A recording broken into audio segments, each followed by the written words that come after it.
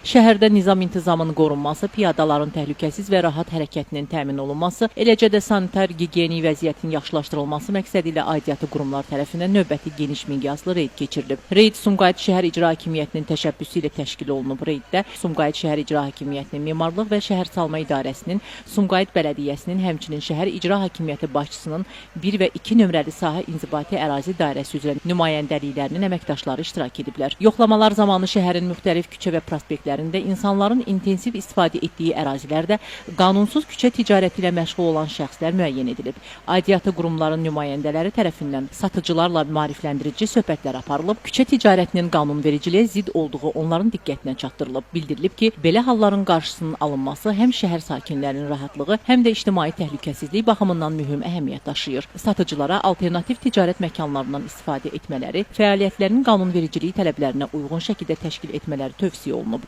Qeyd olunub ki, son aylarda keçirilən davamlı nəzarət tədbirləri artıq öz real nəticələrini göstərməkdədir. Xüsusilə piyadaların hərəkətində yaranan çətinliklər aradan qaldırılıb, küçə və prospektlərin görünüşü daha səliqəli vəziyyətə gətirilib. Son dövrlər həyata keçirilən reydlər nəticəsində küçələrdə nizam-intizam daha da güclənib, insanların sərbəst hərəkəti təmin olunub. Eyni zamanda antisanitar şəraitdə satılan məhsulların qarşısının alınması, əhalinin sağlamlığının qorunması baxımından mühüm addım hesab olunur. Küçə ticarətinin nəzarətsiz şəkildə həyata keçirilməsi bir sıra problemlərə səbəb olur.